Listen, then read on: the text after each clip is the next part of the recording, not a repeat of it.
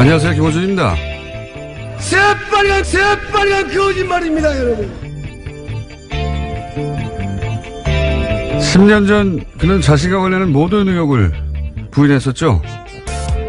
그리고는 대통령이 됐습니다.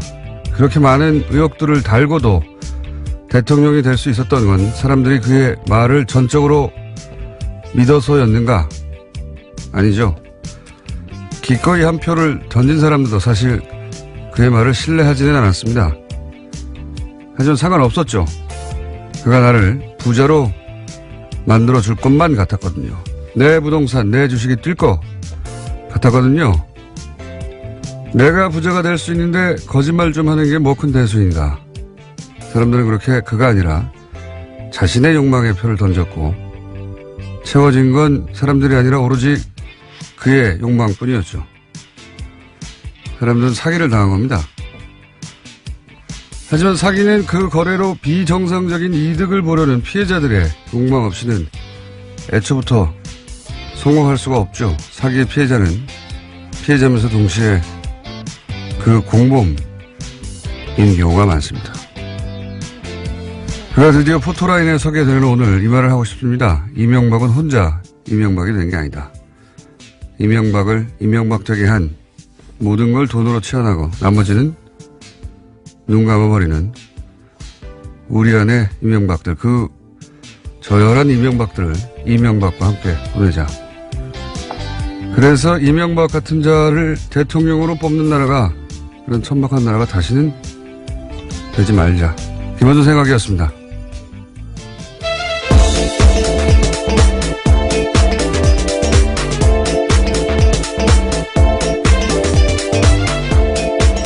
시사인의 김은지입니다. 상쾌한 아침입니다. 유달리 그렇게 느껴지네요. 예. 날도 밝은 것 같고요. 개인적으로는 대략 한 9년 전 어느 날 혼자 결심한 게 있어요. 저 사람을 내 손으로 포토라인에 세우겠다. 혼자 결심한 거긴 하지만. 작년에 다스는 누구 겁니까? 그거 시작할 때 그런 얘기를 제가 많이 들었어요. 이명박 전 대통령 너무 철두철미하고 꼼꼼해서 다 피해 나갈 것이다. 평생 피해왔는데, 그게 될 거 아니야. 그런 말들을 주변에 참 많이 들었어요. 예.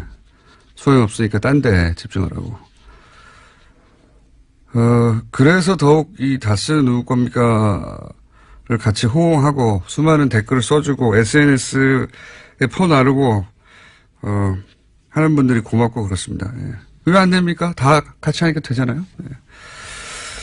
자, 원래는 제가 포토 라인에 서게 되는 날 이 차로 그 뒤를 따라가면서 아무 말 없이 웃기만 하는 게 저의 계획이었는데, 그때는 제가 생방송 라디오를 당일날도 하고 있을 줄은 예상을 못했어요. 저한테 라디오 진행을 할 수 있게 해준 TBS 식구들이 참 원망스럽습니다. 굉장히 놀라운 반전의 이야기 뒤에 하시네요. 자, 관련 뉴스가 많죠. 예. 네, 그렇습니다. 드디어 다스는 누구 겁니까에 대한 대답을요, 이명박 전 대통령에게 검찰이 공식적으로 묻게 됩니다. 오늘 오전 9시 반 이명박 전 대통령이 서울중앙지검에 출석하는데요. 이명박 전 대통령에게 적용된 혐의는 거의 20가지 가까이 된다라고 합니다. 이 가운데 핵심은 뇌물과 횡령, 그리고 직권남용 등일 텐데요. 검찰이 파악한 이명박 전 대통령의 뇌물 혐의 액수는 100억 원이 넘는다라고 합니다. 100억 원이 이제 일반인들에게는 엄청난 금액인데, 제가 이명박 연구가로서 뇌물들 1억들 등장하고 2억들 등장하고 뭐 이렇게 다 여기저기 모아봤더니 100억이 된 거잖아요. 예.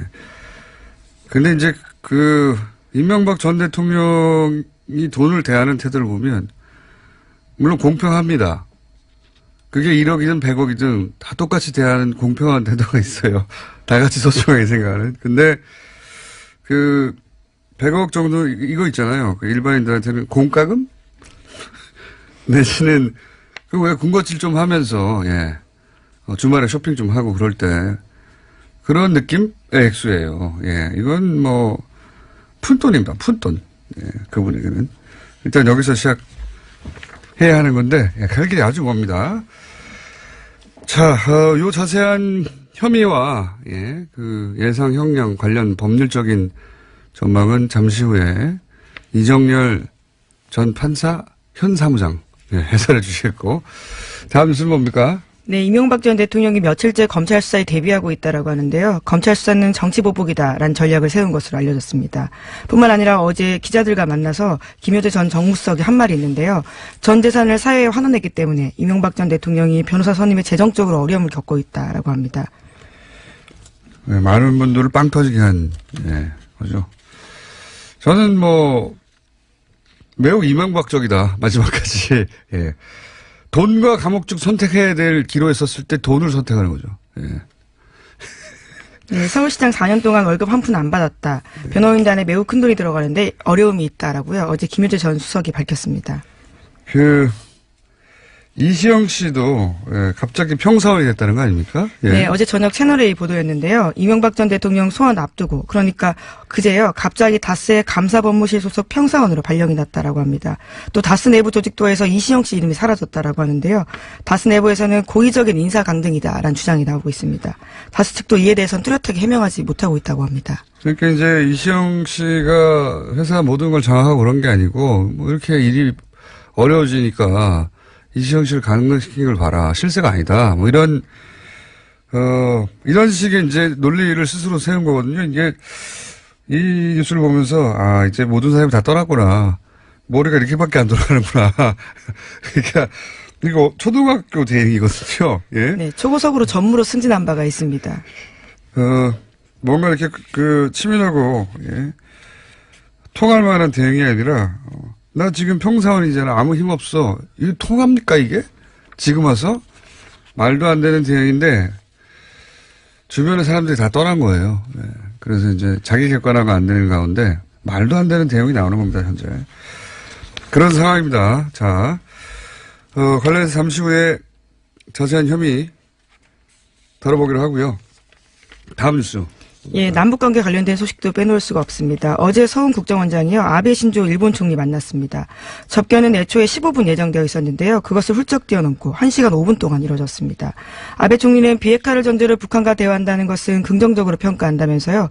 앞으로 한국과 긴밀히 협력하고 싶다라고 밝혔습니다. 뿐만 아니라 북한이 남북 정상회담에 이어서 북미 정상회담이라는 큰 담판을 해야 하는 만큼 이 기회를 단순히 시간 벌기용으로 이용할 것으로 보지 않는다라는 뜻도 밝혔습니다. 얼마나 궁금했겠어요.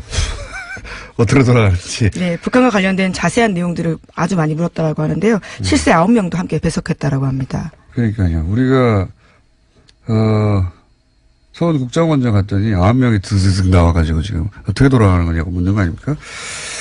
일본 관련 뉴스도 저희가 준비했습니다. 잠시 후에 전문가와 함께 이 문제 짚어보고요. 오늘은 또 4부에 중국 이야기도 또 합니다. 중국도 갔거든요. 네. 네, 중국 갔다가요 또 러시아도 갔습니다. 지금 가 있죠. 예, 네. 그리고 내일 귀국할 예정이고요. 정의용 국가안보실장 일정입니다. 그러는 사이에 미국에서 트럼프 대통령은 대표적인 대화파였죠. 틸러슨 국무장관을 해임했습니다. 네, 그렇습니다. 북미 정상회담 앞두고 외교안보팀을 개편한 건데요. 해임하고 후임인 측근인 마이크 폼페이오 CIA 국장을 지명했습니다. 그것도 트위터를 통해 가지고 발표하게 됐는데요. 틸러슨 장관이 북한과의 직접 접촉을 제안한 직후에 그런 식의 내용들을 썼습니다. 심지어 틸러슨 장관도요, 자신의 경질 소식을 트럼프 대통령 트위터를 보고 알았다라고 합니다. 네, MBC 보도에 따르면요. 굉장히 트럼프적이에요, 모든 게. 예, 트위터로. 그러니까 이 공식적인 절차가 있지 않습니까?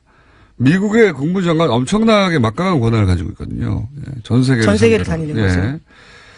국무장관을 해임하기 위한 절차가 있죠. 트럼프 대통령 머리에는 그런 게 없어요. 자신이 결정하면 끝나는 겁니다. 예. 해고. 그걸 트위터로 쓰고 국무장관의 트위터로 그걸 보고. 근데 저는 틸러슨 국무장관이 북미 회담이 북미 회담을 할 것이다라고 말하는 순간 이 틸러슨 장관을 해임할 거라고 저는 생각했어요. 왜 그랬냐면 트럼프의 기준은 단 하나입니다. 모든 영광은 나에게. 모든 영광은. 그러니까 북미 대화 된다고 하니까 그 틸러슨 장관이 그동안 노력한 것이 결실을 맺었다. 이런 식의 분석들도 있었거든요. 꽤. 보기가 싫은 거예요. 그 보기가 싫은 것이고, 일부라도 다른 사람에게 고객하는 걸 견딜 수 없어 하는 거고요. 그래서 거꾸로 저는 이 경질이 북미 회담이 성사될 가능성이 거의 확정적이다라고 보여주는, 이제 트럼프 대통령에게 감정이입해서 세상을 보자면, 북미 회담이 이루어졌을 때 그 영광을 조금이라도 나눠 먹는 사람은 용서할 수 없어. 내가 다 먹을 거야 이거거든요. 본인이 모든 걸 지고 가겠다는 뜻으로 봐야 된다는 거죠. 그러니까 모든 건 나 때문에 일어난 일이라는 거죠. 예, 틸러스이든 누구든 조금이라도 옆에서 그리고 미국 언론들이라든가 이런 사람들이 오랜 세월 트럼프가 그 강경 대응할 때 틸러스이 끊임없이 대응한 덕이다. 이런 얘기가 나오는 건 견딜 수가 없는 겁니다. 네. 그래서 하는 얘기는 북미 대화가 정상회담 성사되었을 때 생각하는 거죠. 이거 딴 사람이 가져가면 안 된다고. 예. 대단히 트럼프적이고 당연한 해고라고 봅니다. 저는. 예. 그리고 거기에 거꾸로 강경파를 심어둔 거 아닙니까? 이 강경파가 이런저런 어려운 얘기할 때 본인이 다 해결하는 거죠. 예. 지구를 구하는 거죠. 매우 트럼프적인 경질이라고 봅니다. 자, 다음 뉴스는요. 네, 경찰 댓글 관련 문건이요 또 나왔다고요. MBC와 경향신문이 보도했습니다. 다음 아고라, DC인사이드 같은 인터넷에 친숙한 사이트조차요 종북 사이트로 분류했다라는 건데요. 게시글의 내용에 따라서 핵심 세력, 동조 세력, 불만 세력으로 나눠 감시했습니다. 지난 2011년 10월달 경찰청 보안과에서 작성된 문건에 따른 내용입니다. 이건 이제 단순히 댓글을 다는 걸 넘어서 경찰이 댓글을 달았다고 하는 것도 좀 충격적인 거지만 그것도 그 규모도 뭐 2천여 명 가까이 경찰 그리고 7만 명 정도의 보수단체 회원들을 활용하려고 했다는 건데 근데 이게 어떻게 하다가 문건이 나온 거냐면 그 소위 블랙팬, 레드팬 일반인 네티즌들을 상대로 끊임없이 괴롭히면서 인터넷상에서 그런 여론을 조성하지 못하게 주저앉히는 역할 그 문건이 나온 적이 있지 않습니까? 네, 그렇죠. 그 기무사 발표를 따라서도 네. 나온 바가 있습니다. 사이버 사령부에서도 나왔고, 예, 기무사에서도. 근데 그 문건에 이 명단을 경찰과 공유하라고 하는 데서 이게 단서가 돼서 여기까지 온 거거든요. 무슨 얘기냐면 경찰들이 댓글을 달 때 이런 네티즌들을 공격했다는 겁니다. 괴롭히고 경찰이 집행위를 휘두른 거죠. 예. 앞으로 추가 문건이 나올지는 모르겠습니다만 단순 댓글을 단 게 아니라 경찰이 일반인들을 온라인상에서 계속 괴롭혔다. 대규모로. 예. 네, 우선 계획 문건이긴 한데요. 이에 대해서 경찰은 일부다라고 부인하고 있긴 합니다. 뭘 안 부인하겠습니까 지금. 자, 그리고 그 문건 이후에 실제 사이버 안보 신고 요원 뭐 이런 식으로 예, 운영하려고 했던 얘기 또 나왔죠. 예. 네, 관련된 문건이 또 나온 건데요. 이 시기도 눈길을 끕니다. 대선을 앞두고 있는 2012년 2월 달인데요. 경찰청 보안국에서 만든 문건입니다. 보수단체 회원 여론 대응 요원으로 선발 시도하려고 했다라는 건데요. 임무는 비공개 커뮤니티부터 게임이나 일상생활 커뮤니티에서 활동하면서 이른바 안보 위협 요소에 색출을 하라라는 겁니다. 그러니까요. 처음 나온 문건은 그 전에고요. 그 전에는 계획일 뿐이었다고 변명했거든요. 또 문건이 나온 거예요. 그 다음 해에 일종의 운영계획, 실행계획이었죠. 이제 이렇게 문서만 작성하고 또 안 했다고 그러겠죠. 예. 네, 경찰은 그렇게 밝히고 있습니다. 문건은 계획에 불과하고요. 실행되지 않은 것으로 파악하고 있다라는 건데요. 우선 내부적으로 수사단이 꾸려지긴 했습니다. 어디까지 밝혀질지 모르겠는데, 예. 저는 뭐 제보자들이나 이제 내부 고발자들이 나오겠죠. 예. 나라가 완전히 뭐. 네, 뿐만 아니라 당시 경찰청장들도요, 모두 다 지시하지도 보고받지도 않았다라면서 부인하고 있긴 합니다. 경찰, 국민을 보호하라고 있는 모든 조직, 군, 경찰, 국정원, 모두가 다 국민들을 괴롭히고 있었던 거예요. 감시하고. 말도 안 되는 거, 다 잡아드려야 됩니다, 저는. 이 2,000명이라고 치죠. 2,000명이 사이버 다 그 수사받고 또는 뭐 벌을 받으면, 그럼 경찰은 사이버 수사는 어떻게 하냐, 뭐 이런 얘기 할 수 있어요. 사이버 수사 6개월 못 해도 됩니다. 다시는 이런 일이 없도록, 예. 관련자는 모조리 다 처벌해야 된다. 친일파가 그 논리로 넘어가가지고 아직도 그 문제를 해결하지 못하고 있는 거군요. 다시는 못하게 해야 됩니다. 이런 것도. 자, 이정현 판사님 옆에서 꿈뻑꿈뻑하고 벌써 앉아 계시기 때문에. 자, 오늘 여기까지 하겠습니다. 시사인의 김은지였습니다. 감사합니다.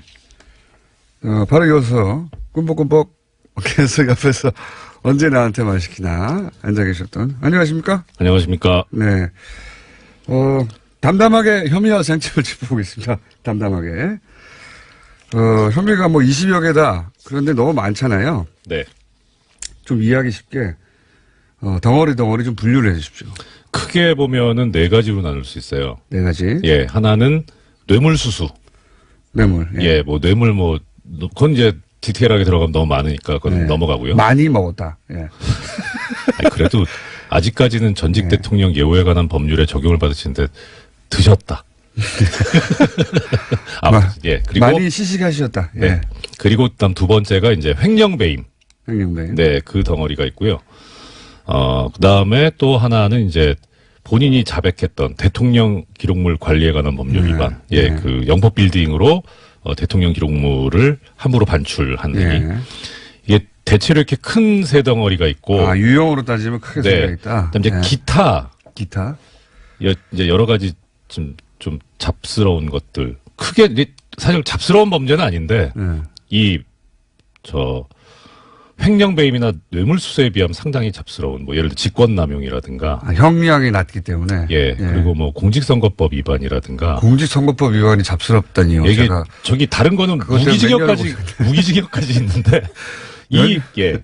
그리고 뭐 이제 군형법 위반이라든가 예. 뭐 그런 것들. 그다음에 지금 아직까지 드러나고 있지는 않은데 쟁점 중에 하나가 지금 다스의 실소유자가 누구냐와 관련해서 이어질 수 있는 게 다스의 실소유자가 이명박 전 대통령으로 밝혀지는 경우에는 당연히 따라오는 게 이제 BBK거든요. 그렇죠. 그럼 이제 주가 조작을 했었던 일이 있습니다. 그게 이제 사실은 많은 사람을 이제 피눈물을 흘리게 하고 거기서부터 대중적으로 이거 뭐 큰 문제 있는 거 아니야 이렇게 알려진 거잖아요. 그렇죠. 그게 지금 처벌 가능합니까?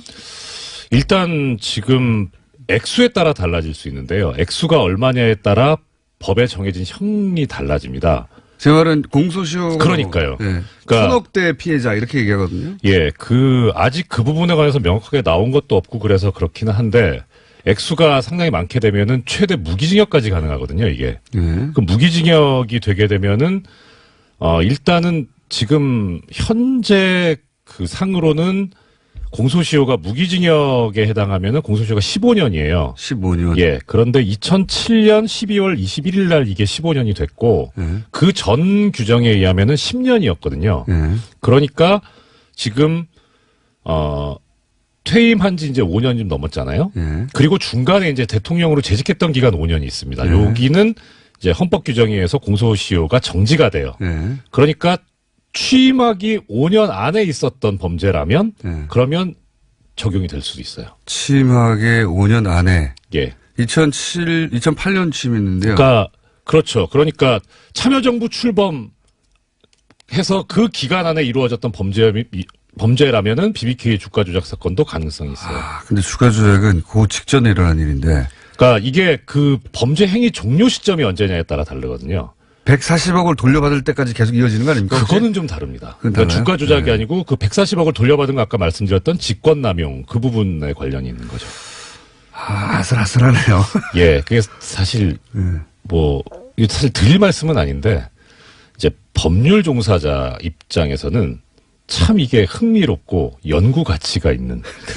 예. 그러니까 조금 전에 공장장님께서 범죄의 시작과 끝은 어디인가 따지는. 그렇죠. 예. 그러니까 범죄가 종료돼야 그때부터 공소시효가 시작이 되거든요. 그렇죠. 그러니까 이게 끝나는 시점이 언제냐. 그러니까 주가 조작이라고 하는 일련의 과정들. 예. 끝나는 시점이 언제냐로 보는 것이다. 그렇죠. 근데 이게 그거는 아무리 생각해도 140억을 돌려받는 데까지인데요. 왜냐면은 이 140억은 주가 조작을 해서 만든 돈이 빠져나간 거거든요. 그 돈을 되돌려 받는데 직권을 남용하긴 했지만 되돌려 받음으로 해서 주가 조작을 발생한 이익을 다시 얻는 범죄 완성이 되는 거 아닙니까? 이런 상쾌한 날에 그 부분에 관한 답은 약간 부정적인 쪽에서 제가 안 드리는 걸로. 기왕이면 거기까지 갔으면 좋겠는데. 모든 것은 거기서 시작되었는데. 그렇죠. 예. 예. 안타깝게도 그 주가 조작으로 피해를 입은 분들은 보상을 받지 못할 수도 있는.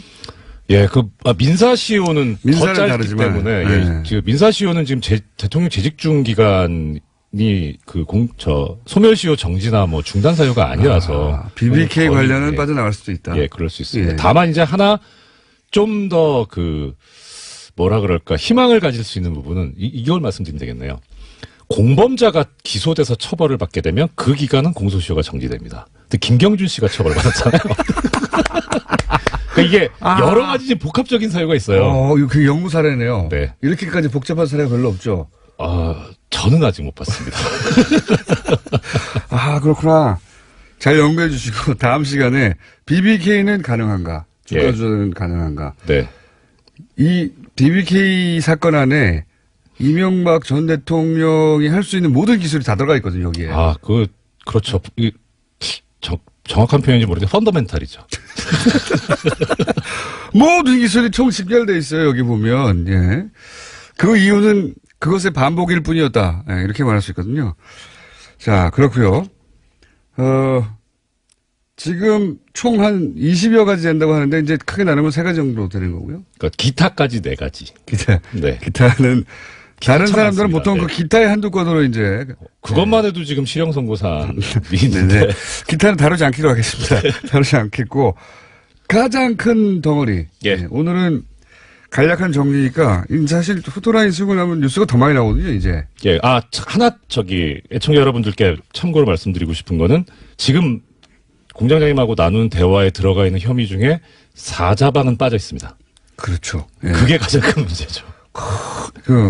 이건 제가 말씀 항상 드리지만 용돈 수준이고요, 이건. 용돈. 그때 공과금, 전기세 얼마야 할 때 이게 그 정도 느낌이군요, 일반인들한테. 예?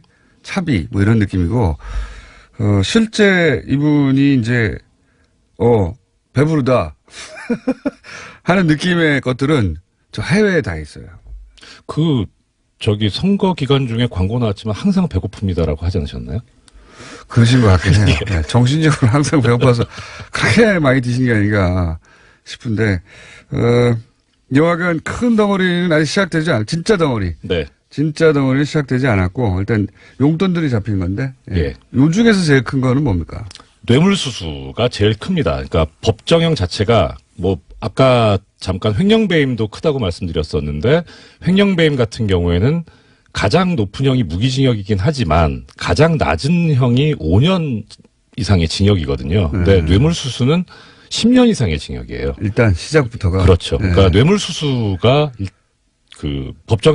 형량을 정하는 가장 큰 기준이 됩니다. 스타트 라인이 굉장히 높네요. 예, 높습니다. 근데 지금 액수가 10년 이상으로 지금 출발하실 액수 아닙니까? 네, 그렇죠. 예. 빨리 가시겠네요. 스타라인. 일단 형량 문제를 약간만 말씀을 드리자면 저번에도 잠깐 말씀드렸는데 이게 이분 자료가 많아 어디서 찾아야 될지 모르겠어요. 일단 네.